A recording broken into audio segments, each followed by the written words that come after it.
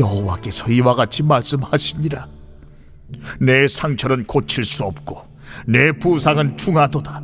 내 송사를 처리할 재판관이 없고 내 상처에는 약도 없고 처방도 없도다.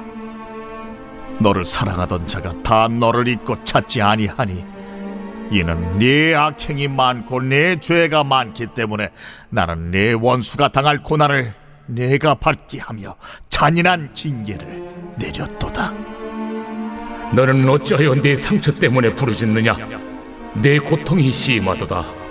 내 악행이 많고 내 죄가 허다함으로 내가 이 일을 너에게 행하였느니라. 그러므로 너를 먹는 모든 자는 잡아먹힐 것이며 내 모든 대적은 사로잡혀갈 것이고 너에게서 탈취해간 자는 탈취를 당할 것이며 너에게서 노략질한 모든 자는 노략물이 되리라. 그들이 쫓겨난 자라 하매 시온을 찾는 자가 없은즉 내가 너의 상처로부터 새살이 돋아나게 하여 너를 고쳐주리라. 여호와께서 말씀하시니라. 보라, 내가 야곱 장막의 포로들을 돌아오게 할 것이고 그 거처들의 사랑을 베풀 것이라. 성읍은 그 폐허가 된 언덕 위에 건축될 것이요 그 보루는 규정에 따라 사람이 살게 되리라. 그들에게서 감사하는 소리가 나오고 즐거워하는 자들의 소리가 나오리라. 내가 그들을 번성하게 하리니 그들의 수가 줄어들지 아니하겠고 내가 그들을 존귀하게 하리니 그들은 비천하여지지 아니하리라. 그의 자손은 예전과 같겠고 그 회중은 내 앞에 굳게 설 것이며 그를 압박하는 모든 사람은 내가 다 벌하리라. 그 영도자는 그들 중에서 나올 것이요 그 통치자도 그들 중에서 나오리라. 내가 그를 가까이 오게 하리니 그가 내게 가까이 오리라. 참으로 담대한 마음으로 내게 가까이 올 자가 누구냐? 너희는 내 백성이 되겠고 나는 너희들의 하나님이 되리라. 보라, 여호와의 노여움이 일어나 폭풍과 회오리 바람처럼 악인의 머리 위에서 회오리 칠 것이라. 여호와의 진노는 그의 마음에 뜻한 말을 행하여 이루기까지는 돌이키지 아니하나니 너희가 끝날에 그것을 깨달으리라.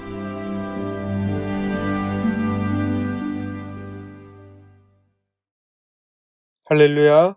오늘도 하나님의 말씀 앞에 서신 귀한 성도님들의 삶 가운데 하나님의 은혜와 평강이 가득하시길 축복합니다. 우리의 삶에 참 소망과 위로를 주시는 하나님의 약속의 말씀을 붙들고 오늘도 승리의 자리로 나아가는 저희 모두가 되기를 소망합니다.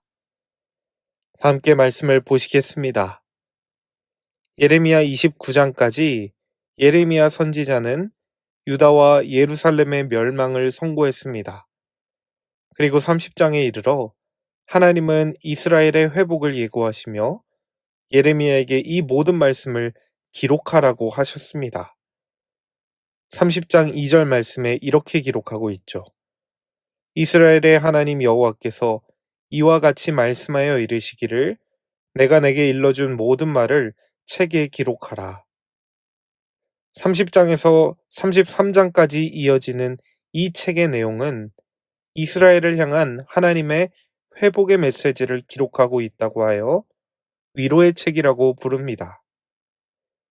오늘 본문 30장 12절에서 24절 말씀 역시 바벨론 포로로 잡혀간 황폐한 이스라엘을 하나님께서 다시 회복시키실 것이며 그들의 상처와 아픔을 낫게 하실 것이라는 위로의 메시지로 주어집니다.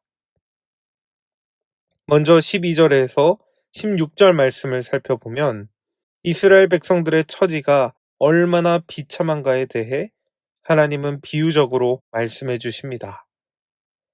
12절을 보면 이스라엘 백성들은 심각하게 부상을 당했으나 그 상처는 고칠 수 없습니다. 또한 13절에서는 백성들의 문제를 법정에서 변호해 줄 사람 역시 아무도 없다고 말합니다. 14절과 15절에서 하나님은 이스라엘 백성들의 이 비참한 심판의 결과는 그들의 죄악 때문이고 그들의 악행으로 인해 하나님께서는 징계를 내리실 수밖에 없었다고 말씀하십니다. 세상적으로 보면 14절에서는 이스라엘을 사랑하던 동맹국들이 하나님의 심판의 도구가 되고 이제는 이스라엘을 대적하고 이스라엘을 노략질하는 나라들이 되었습니다. 아무도 이스라엘의 고통 앞에 그 어떠한 도움도 줄 수 없으며 이스라엘의 운명을 생각해주고 걱정해주는 사람은 아무도 없을 것이라는 아주 비참한 심판 메시지가 하나님으로부터 나오는 것입니다. 그러나 이제 17절에 들어와서는 극적인 반전이 일어납니다. 하나님께서 친히 이스라엘의 상처와 아픔으로부터 그들을 회복시키실 것이라는 약속의 메시지가 주어지는 것이죠. 다 함께 17절 말씀을 보실까요? 여호와의 말씀이니라. 그들이 쫓겨난 자라 하매 시온을 찾는 자가 없은즉 내가 너의 상처로부터 새 살이 돋아나게 하여 너를 고쳐주리라. 아멘.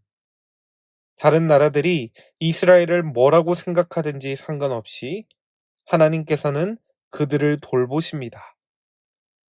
이스라엘의 상처에 관심이 있던 사람은 아무도 없었고 이스라엘의 상처를 치유해 줄 사람도 아무도 없었지만 하나님께서는 다르십니다. 하나님은 친히 약속해 주시는 것입니다. 내가 너의 상처로부터 새 살이 돋아나게 할 것이고 내가 너를 고쳐줄 것이다. 여러분, 이보다 확실한 회복에 대한 소망이 어디 있겠습니까? 세상 사람들은 모두 다 이스라엘의 상처를 외면하고 회복에 있어서 그 어떠한 도움도 받을 수 없는 정말 무능한 존재인 이스라엘을 하나님께서는 완전하게 고쳐주실 것이라는 이 약속이 위로와 소망을 주는 것입니다. 그렇다면 여호와의 회복은 어떤 모양으로 임하게 될까요? 18절에서 22절 말씀에서 하나님은 또 이렇게 약속하십니다. 이스라엘은 하나님의 사랑을 입을 것이며 하나님은 그들을 존귀한 존재로 여겨주실 것이다. 또한 하나님께서는 이스라엘을 가까이 나올 수 있도록 하실 것이며 하나님은 그들의 하나님이 되어주실 것이다.